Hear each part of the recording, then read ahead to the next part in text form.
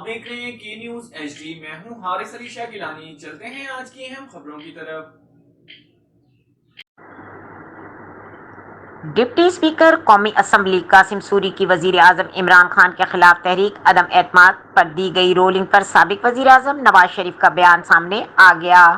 اپنے بیان میں مسلم لیگ نون کے قائد کا کہنا تھا کہ ڈپٹی اسپیکر کی رولنگ آئین اور قانون کے خلاف تھی۔ ڈپٹی اسپیکر کی رولنگ آئین اور قانون کے خلاف تھی۔ نواز شریف: ملک کا مقدر عدالت کے ہاتھ میں ہے۔ مصدق ملک: انہوں نے کہا کہ ڈپٹی اسپیکر کی رولنگ کو اب صرف کالعدم قرار دینا ہی کافی نہیں ہوگا۔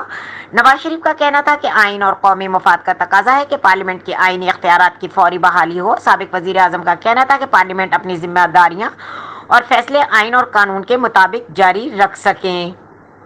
مزید خبروں اور اپڈیٹس کے لیے ہمارے ساتھ رہیے گا، تب تک کے لیے اپنا خیال رکھیے گا۔ اللہ حافظ۔